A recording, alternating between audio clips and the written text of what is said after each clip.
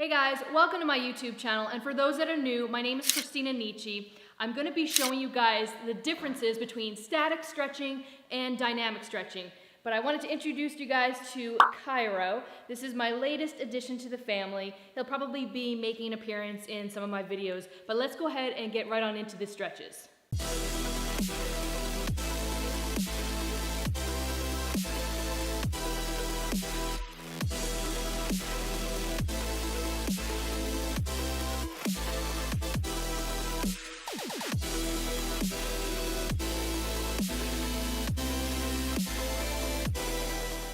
Alright, so first I want to let you guys know what the difference is between static stretching and dynamic stretching.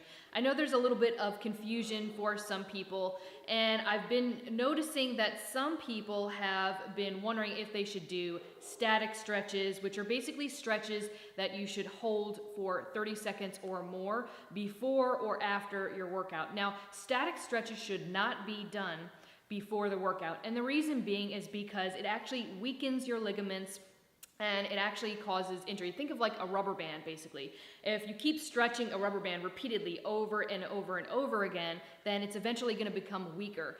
So you want to make sure that you are strong and stable while performing your workout. So save the static stretching until after your workout. Now, dynamic stretching is completely different, and it's extremely important to do before your workout. Static stretching is basically movements where you're going to be moving and feeling a slight stretch in the areas that you're moving, but you're not going to be holding them for an extended period of time. So let's go ahead and get right on into these examples so this way we can clear some things up. Alright, so I'm going to show you a couple examples for static stretching. Static stretching would be something like when you're stretching your triceps and you hold for 30 seconds or more, and you do this basically on each side. Another static stretch would be for your shoulders, where you're keeping your shoulders bent down, or basically keeping it stable and even, I should say. And then you're holding each side for 30 seconds as well.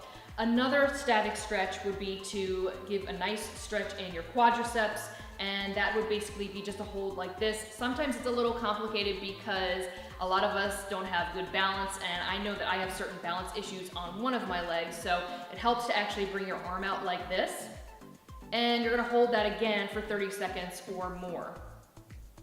Another static stretch would basically be for your hamstrings, and that's where you keep your back flat, you bring your toe up like this, and you want to just bend forward, but make sure that back is straight and not arched and also not bent over. And you're just going to kind of like reach in, and if you can reach for your toes, you can do that too while keeping your back flat. You're going to feel a nice stretch in your hamstring, and you're going to hold that again for approximately 30 seconds or more.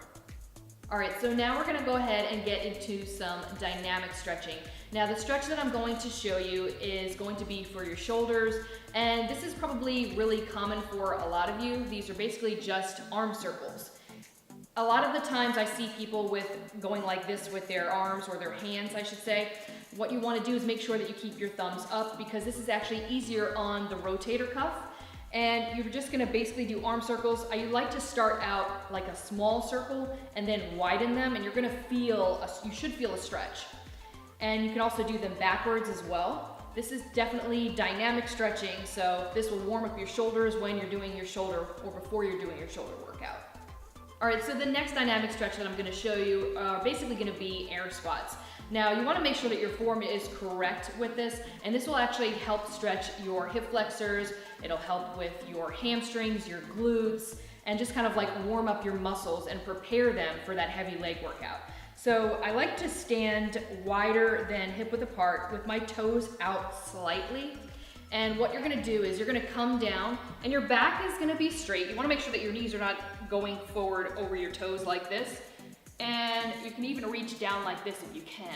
I'm going to show you a side view so this way you can see this a little bit better and see how my back is actually straight.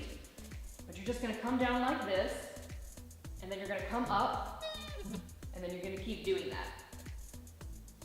You don't have to go super deep. You just want to prepare, again, just prepare your muscles and your hip flexors and just warm them up really well. All right, so the last dynamic stretch that I'm going to show you is actually great for your hip flexors. It's actually also good for your hamstrings and also your glutes as well. I'm gonna turn to the side so you guys can see, but what you're gonna do is you're just going to step forward like this, and then you're gonna come down on your knee. Make sure that if you need to adjust a little bit, that your knee is actually in line with your ankle. It's okay if it goes over a little bit, but you don't want it going past your toe for this type of stretch. And again, we're not holding it, I'm just gonna basically show you what you need to do to get into place. And you wanna kind of lean forward like this. You're gonna feel the stretch not only in this area right here, you're gonna feel it in your hip flexor as well. And you're gonna lean back, and then you're gonna come up, and just do that on the other side. So you're gonna switch sides and just keep that movement. Don't hold it for 30 seconds. Just keep doing that movement and kind of like get your hips, your glutes, your hamstrings, and your quads warmed up. I hope that cleared everything up as far as in the differences of static stretching and dynamic stretching. If you guys have any questions, please place them in the comments below in this video. And of course, if you like this video, please give me a thumbs up, share with family and friends. Don't forget to subscribe to my channel. I'll be doing more health and fitness videos and also reviews of things that I love. Thank you so much for watching, and I will see you guys next time.